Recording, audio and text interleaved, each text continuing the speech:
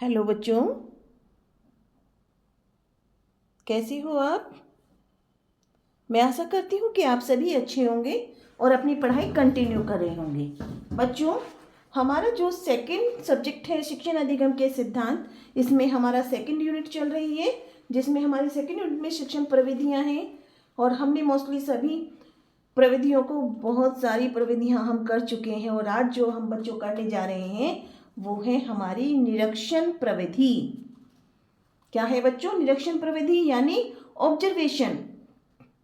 ठीक है, observation technique क्या है बच्चों, आज हम इसे क्लियर करेंगे। तो सभी बच्चे अपनी नोटबुक लेकर बैठें और अपना टॉपिक नोट करते रहें। देखिए बच्चों, निरीक्षण, बहिर्दर्शन अथवा अवलोकन का शाब्दिक अर्थ है किसी वस्तु या क्रिया को देखना, यानी ऑब्जर्व करना, किसी चीज को देखना, किसी वस्तु को। जैसे आपने बच्चों देखा होगा एग्जामिनेशन हॉल में जब आप एग्जाम दे रहे होते हैं तो टीचर क्या करते हैं, आपका ऑब्जर्वेशन करते हैं कि अरे कोई बच्चा चीटिंग तो नहीं ले रहा है, शांति से तो काम कर रहे हैं अपना, या इधर उधर बात तो नहीं कर रहे। तो वो क्या है बच्चों, यानी शिक्षक आपका क्या कर रहे हैं, ऑब्जर्वेशन कर रहे हैं, आपकी क्रियाओं को देख रहे हैं कि कोई बच्चा इधर उधर गर्दन तो नहीं हिला रहा है, भाई इधर उधर से कोई चीटिंग का मटेरियल तो नहीं निकाल रहा। तो वो सारी चीज़ें क्या है, आती हैं बच्चों ऑब्जर्वेशन में, अवलोकन के अंतर्गत।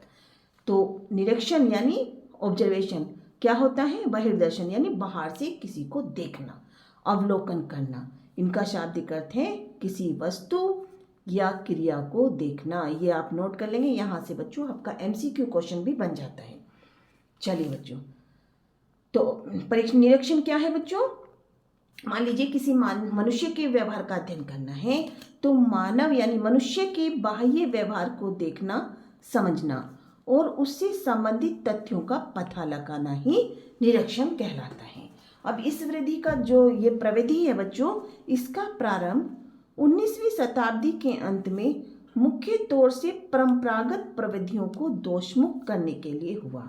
यानी जो परंपरागत यानी प्राचीन प्रविधियां हैं, उनके जो दोष हैं उनके निवारण के लिए इस प्रविधि का उत्पन्न हुई, ये प्रविधि, इसका यूज किया गया। निरीक्षण ज्ञान प्राप्ति की एक महत्वपूर्ण प्रविधि है। इस प्रविधि में अध्यापक स्वयं किसी समस्या या परिस्थिति के विषय में टीका टिप्पणी ना करके बालक को निरीक्षण के लिए उत्साहित करता है। यानी बच्चे को करना है, टीचर उसको गाइड कर रहा है, बस उसके विषय में ज़्यादा टीका टिप्पणी नहीं कर रहा है, बच्चे को निरीक्षण के लिए प्रेरित कर रहा है। बालक जब इस प्रविधि का प्रयोग कर रहा होता है तब उसे सूक्ष्म अवलोकन, स्वतंत्र चिंतन एवं विभेदीकरण की क्षमता का ज्ञान होता है। यानी खुद से वो चीज़ों को देखे। जैसे आपने देखा होगा साइंस में, आप लैब में जाते हो, ठीक है, टीचर उसमें आपको करके दिखा रहा है, ठीक, बच्चे उसको ऑब्जर्व कर रहे हैं कि हमारे जो टीचर है वो कैसे कैसे काम को कर रहे हैं, फिर वो खुद से उसको करते हैं, भाई कितना केमिकल यूज कर रहे हैं, किस तरह से एक्सपेरिमेंट कर रहे हैं, वो सारी चीजें। तो बच्चों में क्या होगा, सूक्ष्म अवलोकन, स्वतंत्र चिंतन एवं विभेदीकरण की क्षमता विकसित होती है। नेक्स्ट नोट करेंगे बच्चों, शिक्षण प्रविधि के प्रकार, यानी शिक्षण प्रविधि के कौन कौन से प्रकार हैं। कोलसेनिक के अनुसार यह निरीक्षण दो रूपों में किया जाता है। ठीक, कौन कौन से हैं, औपचारिक निरीक्षण और अनौपचारिक निरीक्षण। बच्चों यहाँ पे आप इसको नोट कर लेंगे, कभी कभी एमसीक्यू क्वेश्चन बन जाता है, निरीक्षण प्रविधि के प्रकार बताइए। तो निरीक्षण प्रविधि के दो प्रकार हैं, औपचारिक और अनौपचारिक। औपचारिक निरीक्षण में क्या होता है बच्चों, औपचारिक निरीक्षण वह निरीक्षण है जिसमें निरीक्षण करने वाला विषय के व्यवहार का निरीक्षण नियंत्रित परिस्थितियों में योजनाबद्ध तरीके से संपादित करता है। ठीक है, यानी जो निरीक्षण करता है, अवलोकन करता है, वो जो सब्जेक्ट है, यानी सब्जेक्ट क्या है बच्चों, जिस व्यक्ति के व्यवहार का वो अध्ययन कर रहा है उसे हम सब्जेक्ट कहते हैं। ठीक है, नेक्स्ट है बच्चों अनौपचारिक। ठीक, अनौपचारिक निरीक्षण में क्या होता है, ये वो निरीक्षण होता है जिसमें निरीक्षणकर्ता जो सब्जेक्ट है यानी विषय है उसके व्यवहार का निरीक्षण, ठीक, उसे किसी पूर्व निश्चित योजना के अनियंत्रित परिस्थितियों में करता है। यानी कोई बगैर कोई पूर्व प्लानिंग के वो उसका अनियंत्रित परिस्थितियों में उसका अवलोकन करता है, वो अनौपचारिक निरीक्षण कहलाता है। इस निरीक्षण में व्यक्ति को ये ज्ञात नहीं होता कि उसके व्यवहार का अवलोकन किया जा रहा है, यानी उसको देखा जा रहा है कि उसकी एक्टिविटी कैसी है। ठीक है, ये स्वाभाविक व्यवहार होता है, यानी जैसी वो स्थिति में है वैसे ही हम उसको देख रहे हैं। उसमें अगर हम बच्चों पहले ही सब्जेक्ट को बता देते हैं कि भाई आपका निरीक्षण किया जाएगा, बहुत सब उसको देखा जा रहा है, तो क्या करते हैं, वो औपचारिक व्यवहार करते हैं और हमें मालूम ही नहीं है कि भाई हमें कहाँ जाना है, क्या कर रहे हैं, और हमें कोई ऑब्जर्व कर रहा है तो हम नेचुरल अपने जिस कंडीशन में होते हैं, हम जैसे व्यवहार करते हैं, जिस भाषा का लैंग्वेज का हम यूज़ करते हैं, हम वैसे करते हैं। ठीक है, वो अनौपचारिक निरीक्षण कहलाता है, जिसमें सब्जेक्ट को ये मालूम नहीं होता कि आपको कोई अवलोकन कर रहा है या आपका कोई निरीक्षण कर रहा है। ठीक है, नेक्स्ट है बच्चों निरीक्षण प्रविधि के चरण। नोट करेंगे सभी बच्चे। निरीक्षण प्रविधि के जो चरण होते हैं बच्चों, वो कौन कौन से हैं। हमें निरीक्षण प्रविधि यानी इस प्रविधि को सफल बनाने के लिए किस किस स्टेप का प्रयोग करना होता है, किन किन स्टेप को ध्यान में रखना होता है। सबसे पहले बच्चों निर्धारण, सेकंड है ध्यान केंद्रित करना, और थर्ड है लेखबद्ध करना। ठीक है, तो निर्धारण क्या होता है, जिसका निरीक्षण करना हो। ठीक, यानी जो हमने अभी पढ़ा है औपचारिक रूप में, जिसे हम सब्जेक्ट कहते हैं, यानी जिसका निरीक्षण करना हो उस विषय का पूर्व में ही निर्धारण कर लेना चाहिए। यानी हम पहले से ही पूर्व प्लानिंग कर रहे हैं कि भाई हमें उस विषय वस्तु का यानी उस सब्जेक्ट का हमें निरीक्षण करना है। सेकंड है ध्यान केंद्रित करना। सॉरी, इस प्रविधि में ध्यान केंद्रित करना अत्यंत आवश्यक होता है, इसके बिना सही निरीक्षण हो ही नहीं सकता। ठीक है, जैसे मान लीजिए भाई हम किसी को कह दें कि तुम उस व्यक्ति का ध्यान रखो, वो इधर उधर ना हो जाए, और आप कहा जाता है बच्चों कॉल, आप कॉल पे बातें करनी शुरू कर देते हैं, आपका माइंड कहाँ हो गया, डाइवर्ट हो गया, और वो व्यक्ति इतनी देर में ही इधर उधर गुम हो जाता है। तो क्या होता है, जैसे हम छोटे बच्चे होते हैं, हम कहीं मेले में जा रहे हैं तो हम कहते हैं इनको बच्चों का ध्यान रखिए अच्छे से, भाई ध्यान रखना, सब जब हम चलते हैं तब भी हमें सभी एडवाइस देते हैं भाई बच्चों का ध्यान रखना। तो बच्चों का क्या है कि भाई बच्चे इधर उधर ना चले जाएं, उनको अच्छे से देखना है। तो वो ये ध्यान केंद्रित करना, यानी निरीक्षण करता यदि अपने विषय से ध्यान हटा देता है तो सही निरीक्षण नहीं हो पाता। थर्ड है बच्चों लेखबद्ध करना। निरीक्षण वस्तु या घटना के संबंध में रिकॉर्ड रखना भी आवश्यक होता है। ये कार्य बड़ी सावधानी से करना चाहिए जिससे छात्रों का अच्छी तरह से मूल्यांकन किया जा सके। नेक्स्ट है बच्चों हमारा निरीक्षण प्रविधि के गुण, कि निरीक्षण प्रविधि में कौन कौन से गुण हैं, कौन कौन सी विशेषताएं हैं निरीक्षण प्रविधि की, सभी बच्चे नोट कर लेंगे। सबसे फर्स्ट है बच्चों वस्तुनिष्ठ तथा वैज्ञानिक, सेकंड है विश्वसनीय तथा प्रामाणिक, थर्ड है मितव्ययी, फोर्थ है लचीली, नेक्स्ट है विभिन्न व्यक्तियों के व्यवहार का अध्ययन, नेक्स्ट प्रयोगात्मक प्रविधि के लिए स्थान, और लास्ट शैक्षिक स्थितियों में लाभदायक। और भी बहुत होते हैं बच्चों, ये आपके कुछ मैंने नोट करा रही हूँ, मैं अच्छे से नोट करें। निरीक्षण प्रविधि के गुण, सबसे फर्स्ट देखिए वस्तुनिष्ठ तथा वैज्ञानिक। क्या है, निरीक्षण प्रविधि आत्म निरीक्षण प्रविधि से ज्यादा वस्तुनिष्ठ और वैज्ञानिक होती है। ठीक है, नेक्स्ट हमारा है विश्वसनीय तथा प्रामाणिक। विश्वसनीय क्यों, क्योंकि ये एक योजनाबद्ध प्रविधि है। कैसी होती है बच्चों, ये पूर्व प्लानिंग हमने उसमें की है, एक योजनाबद्ध तरीके से हम काम कर रहे हैं, तो ये अंतर्दर्शन प्रविधि की तुलना में अधिक विश्वसनीय और वैध और विश्वसनीय और प्रामाणिक होती है। नेक्स्ट है बच्चों मितव्ययी। निरीक्षण प्रविधि अत्यंत संयमी प्रविधि है क्योंकि इसमें प्रयोगशाला के कीमती जो उपकरण होते हैं, टूल्स होते हैं, उनकी आवश्यकता नहीं होती, तो इसमें हम कम खर्च करते हैं। नेक्स्ट है लचीली। यह प्रविधि अत्यंत लचीली प्रविधियों की श्रेणी में मानी जाती है। क्योंकि इस प्रविधि का प्रयोग विभिन्न परिस्थितियों के तथ्यों को संकलित करने के लिए किया जाता है। तो इसमें कैसी होती है बच्चों, फ्लेक्सिबिलिटी होती है, लचीलापन होता है। नेक्स्ट है विभिन्न व्यक्तियों के व्यवहार का अध्ययन। विभिन्न व्यक्तियों का कैसे बच्चों, कि जो ये प्रविधि है व्यक्ति विशेष तथा व्यक्ति समूह दोनों के व्यवहार का अध्ययन करने में सक्षम होती है। इस प्रविधि के माध्यम से एक व्यक्ति विशेष का भी कर सकते हैं और व्यक्ति समूह के व्यवहारों का तुलनात्मक अध्ययन भी किया जा सकता है। तो ये क्या है, विभिन्न व्यक्तियों के लिए या एक व्यक्तियों के लिए भी ये बहुत उपयोगी होती हैं। ठीक है, और इसमें व्यक्तियों का ही नहीं, बच्चों का, बड़े व्यक्तियों, मनुष्यों का, और यहाँ तक कि पशु पक्षियों के व्यवहार का, जानवरों के व्यवहार का भी अध्ययन किया जा सकता है।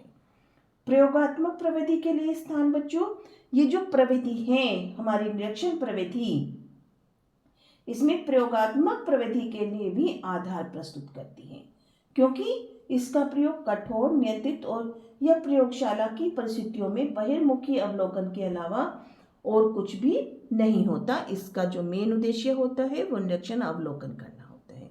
शैक्षिक स्थितियों में लाभदायक बच्चों, देखिए इस प्रविधि की मदद से हम बच्चों पर उनकी निगरानी करते हैं कि बच्चा अपनी पढ़ाई कर रहा है, क्लास में शांत बैठे हैं, या फिर बच्चे किसी कोई अलग एक्टिविटी कर रहे हैं, उनका मन या मोबाइल चला रहे हैं। ठीक है, हम उनको भी ऑब्जर्व कर सकते हैं, कौन बच्चे पढ़ रहे हैं, कौन बच्चे नहीं पढ़ रहे हैं। तो ये शैक्षिक परिस्थितियों में भी लाभदायक होती हैं। नेक्स्ट है बच्चों शिक्षण प्रविधि के दोष। शिक्षण प्रविधि के कौन कौन से दोष हैं वो आप नोट करेंगे। प्रशिक्षित दर्शक, सेकंड है अंतर्मुखी, थर्ड कृत्रिमता, लंबी प्रतीक्षा, व्यक्तिगत समस्याएं और अचेतन मन। ये क्या है बच्चों, प्रशिक्षित दर्शक क्या है, देखिए नोट करेंगे। इस प्रविधि में सही अवलोकन करता, यानी प्रशिक्षित कौन, दर्शक कौन, जो निरीक्षण कर रहा है, यानी अवलोकन करता।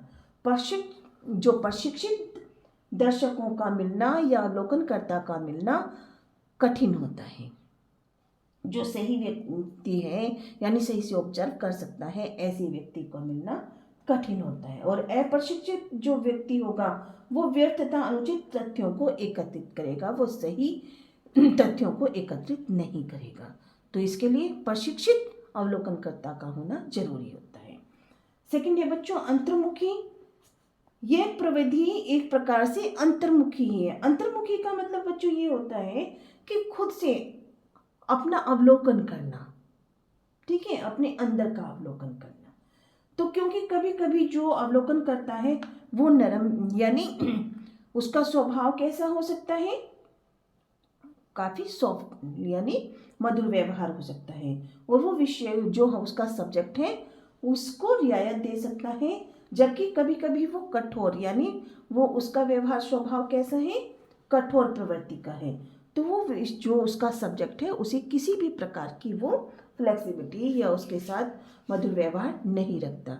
तो ये किस तरह से है, अंतर्मुखी। ठीक है, ये एक अंतर्मुखी प्रवृत्ति के अनुसार ही है। ये डिपेंड करता है उस निरीक्षणकर्ता पे, उस अवलोकनकर्ता पे कि उसका व्यवहार कैसा है। ठीक है, कभी कभी तो वो अपने सब्जेक्ट के प्रति अधिक सॉफ्टली व्यवहार दिखा देगा तो वो सही तथ्य एकत्रित नहीं कर पाएगा, और कभी कभी अगर वो कठोर यानी बहुत ज़्यादा शक्ति दिखा रहा है तब भी वो अपनी इच्छा के अनुसार यानी उसके व्यवहार को वो परिवर्तित करेगा। कृत्रिमता। कृत्रिमता क्या होता है बच्चों, औपचारिक निरीक्षण में विषय को ये ज्ञात होता है कि भाई अब आपको कोई देख रहा है, आपका अवलोकन कर रहा है, तो वो क्या करेगा, अपने व्यवहार को चेंज करके ही परिस्थिति को बताएगा। मान लीजिए आपका इंटरव्यू चल रहा है तो आप बात किस तरह से कर रहे हो, क्वेश्चंस का जवाब कैसे दे रहे हो, तो आपको मालूम है कि भाई आप पढ़ के जाओगे, ये टॉपिक्स आपसे पूछे जाएंगे। ठीक है, और तो ये क्या है, आपका औपचारिक में सब्जेक्ट को पता होता है कि भाई तुम्हारा निरीक्षण होगा, तुम्हें कोई देख रहा होगा तो वो अपना व्यवहार सही रखेगा। वरना क्या होगा, अगर अनौपचारिक व्यवहार है उसको नहीं पता है और जब उसको पता होता है तो वो उसमें अपने आप बनावट ले आता है, उस व्यवहार को करता है।